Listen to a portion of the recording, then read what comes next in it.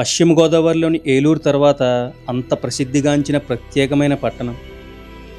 Aqua రాజధానిగా ఖ్యాతిని తెచ్చుకున్న ఈ పట్టణానికి ఒక పక్క మావుళ్ళమ్మ తల్లి బలమైన గ్రామదేవతగా ఉంటే, మరో పక్క పంచరామాలలో ఒకటైన సోమనాథేశ్వర స్వామి ఆలయం ఆధ్యాత్మిక కాంతిని రెట్టింపు చేస్తాయి.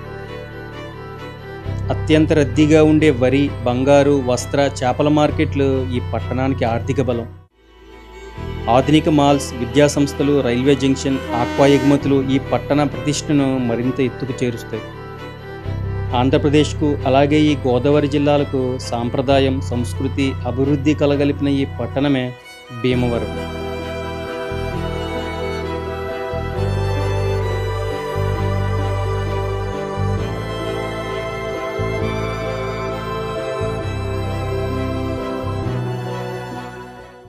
Hi friends, Bhimavaram trip Vizag నుండి అయితే స్టార్ట్ అయింది.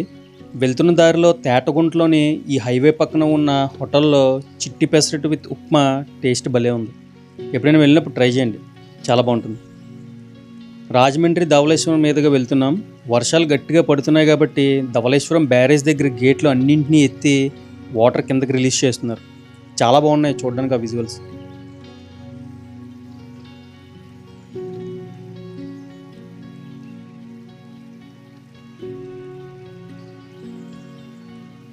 నిడదవోలు, తాడేపల్లిగూడెం దాటుకుని వెళ్లాల్సి ఉంటుంది భీమవరం.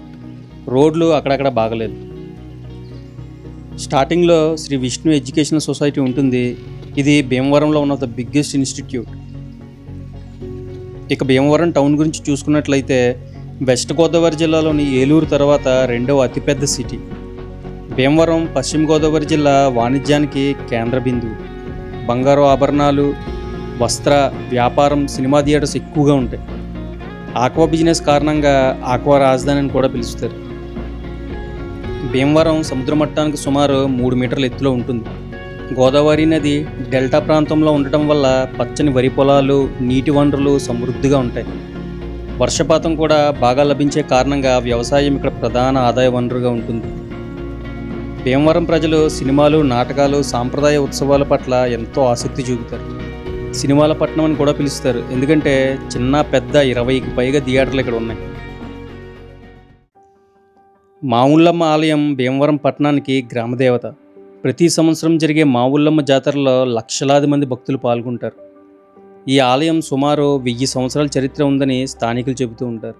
మావు అంటే మామిడి చెట్టు. ఈ ఆలయం మొదటిగా మామిడి తోటలో ఉండడంతో అమ్మవారిని మావుళ్ళమ్మని పిలిచారు.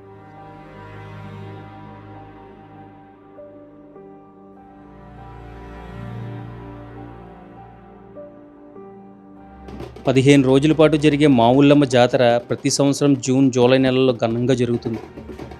జాతర సమయంలో అన్ని రాష్ట్రాల నుంచి వేలాది మంది భక్తులు భీమవరం చేరుకుంటారు. జాతరలో అన్నదానం, ఊరేగింపు, సాంప్రదాయ కళారూపాలు ప్రదర్శించబడతాయి. మావుళ్ళమ్మ తల్లి దగ్గర కొత్త వ్యాపారం మొదలుపెట్టేవారు, విద్యార్థులు, రైతులు ప్రత్యేకంగా పూజలు చేస్తారు. ఏ సమస్య వచ్చినా తల్లిని ఆశ్రయిస్తే తప్పక పరిష్కారం లభిస్తుందని స్థానికుల నమ్మకం. మావుళ్ళమ్మ జాతరకు వెళ్లకుండా భీమవరం యాత్ర పూర్తి కాదు అనే మాట చాలా ప్రసిద్ధి ఇక్కడ.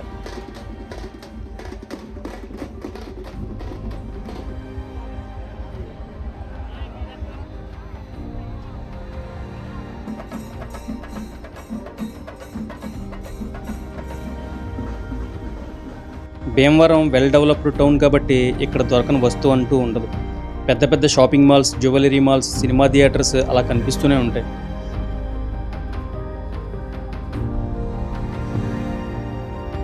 భీమవరంలో దొరికే ఫుడ్ గురించి అయితే అసలు చెప్పాల్సిన అవసరమే లేదు, అంత టేస్టీగా ఉంటుంది. ఇక భీమవరంలో ఉండే ఇల్లు ఒక్కొక్క దానికి ఒక్కొక్క యూనిక్ స్టైల్ ఉంటుంది. ప్రత్యేకంగా ఈ రాజుల కాలనీలో ఉండే ఇల్లులు చాలా అట్రాక్టివ్గా కనిపిస్తాయి.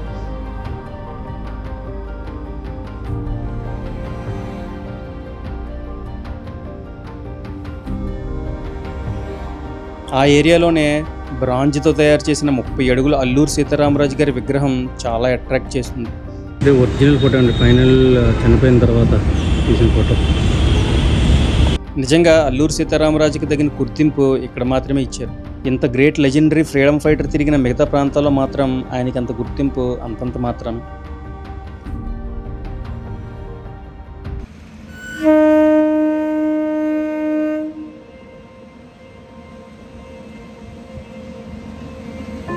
ఇక భీమవరం రైల్వే కనెక్టివిటీ చూసుకున్నట్లయితే ఇక్కడ 2 రైల్వే స్టేషన్స్ ఉంటాయి. ఒకటి భీమవరం టౌన్, రెండవది భీమవరం జంక్షన్. ఇక్కడ నుండి నరసాపురం, గుంటూరు, విజయవాడ, రాజమండ్రి, విశాఖపట్నం వంటి పట్టణాలకు ఎప్పుడూ ట్రైన్స్ అవైలబుల్‌లో ఉంటాయి.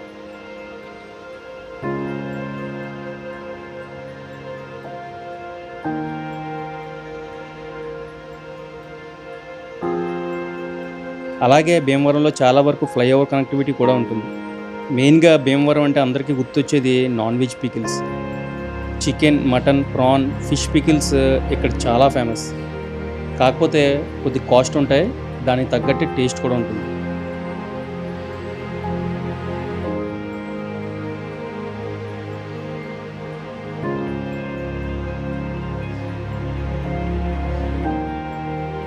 భీమవరంలో ఉన్నటువంటి పెద్ద పెద్ద టెంపుల్స్ మరెక్కడా ఉండవు. ముఖ్యంగా భీమవరం పట్టణానికి ఆధ్యాత్మిక గర్వకారణమైన ప్రసిద్ధ దేవాలయం సోమేశ్వర స్వామి ఆలయం. ఇది పంచరామ క్షేత్రాలలో ఒకటిగా అత్యంత పవిత్రమైన శైవక్షేత్రంగా గుర్తింపబడింది. సోమేశ్వర ఆలయం 11వ శతాబ్దంలో తూర్పు చాళుక్యులు నిర్మించిందని భావిస్తారు. త్రిపురాసుర సంహారం తర్వాత చంద్రుడు బ్రహ్మహత్య పాపంతో బాధపడుతూ శివుణ్ణి కరుణ కోసం తపస్సు చేశాడని చెబుతారు. శివుడు ప్రసన్నమై ఇక్కడ సోమేశ్వర లింగ రూపంలో వెలిశాడని ఇక్కడ స్థల పురాణం చెబుతుంది. అందువల్లే ఈ క్షేత్రాన్ని సోమరామం అని పిలుస్తారు. అంబికాదేవి విగ్రహం కూడా ఆలయంలో ప్రత్యేకంగా పూజింపబడుతుంది. ఈ ఆలయాన్ని చేరుకోవడానికి రైల్వే స్టేషన్ బస్ స్టాండ్ నుండి 2 కిలోమీటర్ల దూరం, అలాగే 80 కిలోమీటర్ల దూరంలో రాజమండ్రి ఎయిర్పోర్ట్ కూడా ఉంటుంది.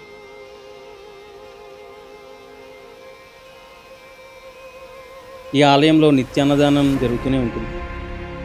భీమవరం చుట్టూ ఉండే అట్మాస్ఫియర్ చాలా అందంగా కనిపిస్తుందండి. గోదావరి డెల్టా ప్రాంతం అవ్వడం వల్ల వరి ఎక్కువగా పండుతూ ఉంటుంది. వరి పొలాలు అటు ఇటు కనిపిస్తూ కొబ్బరి చెట్ల నీడలో ఉండే రోడ్ జర్నీ నెక్స్ట్ లెవెల్ అంతే.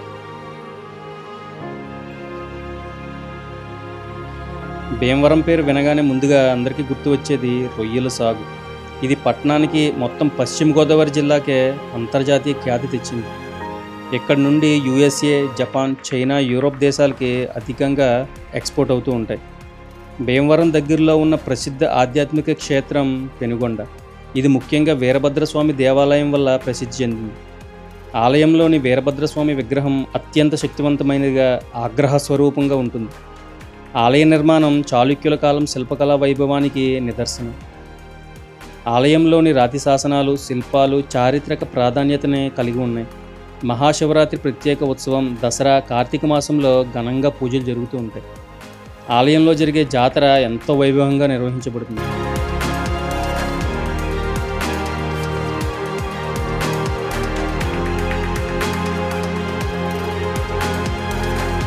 పక్కనే శ్రీ కన్యకా పరమేశ్వర ఆలయం కూడా ఉంటుంది. చాలా పెద్ద ఆలయం ఇది. ఈ ఆలయంలో ఉండే కన్యకా పరమేశ్వరి విగ్రహం 30 అడుగులు ఎత్తు ఉండి పంచలోహాలతో నిర్మించబడింది. ఈ ఆలయాన్ని తప్పకుండా సందర్శించండి.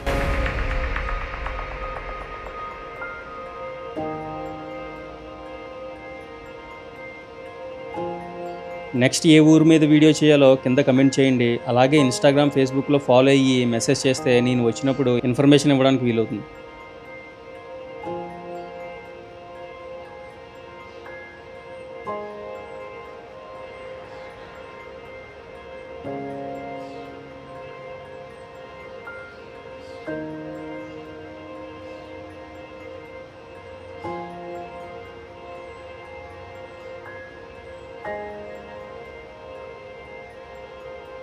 నెక్స్ట్ వీడియోలో కలుద్దాం. Thanks for watching.